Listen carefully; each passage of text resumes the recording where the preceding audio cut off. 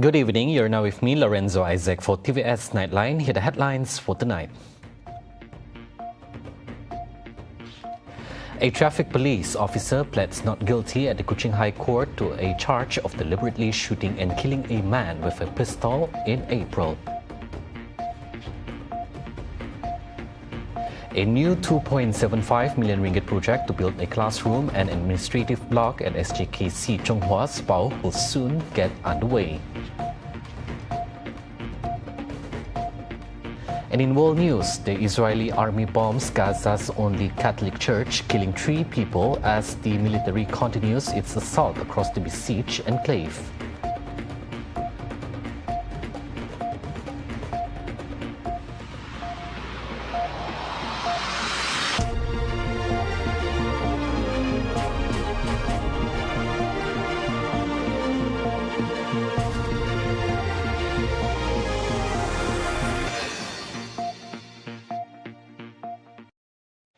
A traffic police officer has pleaded not guilty at the Kuching High Court to a charge of deliberately shooting and killing a man with a pistol in an incident that took place after leaving a nightclub along Jalan Stephen Yong last April. 30-year-old Genesis Nichelle David Reddy entered the plea as the charge was read before Judicial Commissioner Datuk Farid Skohim Abdullah on Friday. According to the charge sheet, Genesis Nichelle is accused of intentionally murdering 34-year-old Muhammad Zaki Idrus by shooting him with a pistol along Jalan Stephen Yong on April 26. The charge is framed under Section 302 of the Penal Code, which carries the death penalty upon conviction, or if not sentenced to death, imprisonment of between 30 to 40 years and not less than 12 strokes of the cane. Following that, the court has set August 22nd for the next case mentioned and ordered that the accused remain in detention at Puncak Borneo Prison until the trial is completed. Back in April, 2 men arrived at Batukawa police station at around 5:30 on the morning of the 26th, bringing along the body of their 34-year-old friend who had suffered a gunshot wound to the head. Investigations later revealed that the victim was shot twice, once in the head and once in the right arm. The shooting occurred while the group was traveling in a Paro 2 Myvi en route to Jalan Stephen Yong. The victim was a passenger in the vehicle.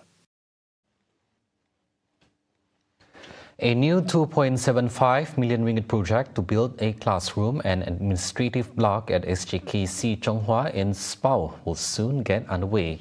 According to Sarawak Deputy Premier Dato' Amar Douglas Ukahambas, the upcoming 3-story building is expected to create a more comfortable and conducive environment for teaching and learning. Saya pada hari ini ialah mewakili kerajaan Sarawak untuk menyerah bantuan modal berjumlah 750,000 kepada sekolah SJKC ini. Mereka merancang nak membina baru sekolah ini. Pada awal lagi Yang Berhormat Premier kita dah melulus 2 juta dan ditambah ini 2.75 juta. Dan kita berharap projek ini dapat bermula secepat yang mungkin demi kebaikan pelajar-pelajar di SPAOH ini. Uga, who is also Bukit Saban Assemblyman, said the contribution highlights the commitment of the Gabungan Parti Sarawak GPS government to support all types of schools in Sarawak. Ini adalah satu membuktikan dasar inklusiviti kerajaan GPS kerana dalam prinsip post-COVID 2030 kita envision bahawa negeri wilayah Sarawak itu negeri yang akan maju, akan tentukan semua dapat dibantu dan juga untuk tentukan our environmental sustainability, the inclusivity policy. Jadi inilah satu bukti bahawa apa yang telah dijanji bukan hanya retorik tetapi diamalkan dan digasai oleh rakyat bahawa bantuan-bantuan ini memang disalurkan. Speaking to reporters after a check handover ceremony at the school today, UGA also announced that 20 million ringgit has been allocated this year to UNIFOR, the Unit for Other Religions, to support mission schools across Sarawak. The 2025 Mini Agriculture Expo by the Sarawak Farmers Organisation or PPNS is providing a broader platform for Sarawak's farmers to market their agricultural and livestock directly to consumers and industry players. Sarawak's Minister of Food, Industry, Commodity and Regional Development, Datuk Sri Dr. Stephen Runi Utom, said the initiative is part of the Post-COVID-19 Development Strategy PCDS 2030, aimed at strengthening food security and promoting sustainable farming across the state. Peranan yang kita harapkan dari PPNS adalah untuk membantu petani-petani kita untuk memasarkan produk-produk mereka, bahawa ada kemudahan seperti ini di sini dan mereka dapat menggunakan dan secara online dan sebagainya kontak pihak PPNS di Semarahan untuk memasarkan produk mereka ke sini. The expo also exposes farmers to modern technologies and value-added processing training to improve their productivity. It also opens up new export market opportunities and digital marketing channels for farmers. A total of 45 exhibitors from the agro-farming sector across Kuching and Samarahan divisions are participating in the expo, which runs from July 18th to the 20th. The Malaysian government will thoroughly review the proposed nomination of Nick Adams as the next United States ambassador to Malaysia, taking into account diplomatic interests and the importance of bilateral relations between both countries. Prime Minister Datuk Seri Anwar Ibrahim said the appointment process is still in its early stages and is yet to be finalised. Soal Nick Adams itu kita ikut proses, ya. Masih terlalu awal dan kerajaan tentunya akan memberikan pertimbangan dan menjaga dalam keadaan yang sama hubungan yang baik dengan di antara Malaysia dan Amerika Syarikat. Last week, U.S. President Donald Trump was reported to be planning to nominate Adams for the role, praising him as an extraordinary patriot and a highly successful entrepreneur. Adams, who has no background in diplomacy, previously served as a local councillor in Australia before migrating to the U.S. and gaining fame as a right-wing social media personality. His nomination has drawn criticism from various quarters who view it as being driven more by political loyalty to Trump than by relevant qualifications or international relations experience. Several Malaysian leaders have voiced that ambassadorial candidates should reflect the spirit of diplomacy, cultural respect, and a commitment to strengthening strategic partnerships rather than pushing extreme or provocative agendas. Concerns have also been raised that his appointment could strain the close ties between Putrajaya and Washington, particularly amid ongoing trade tariff negotiations.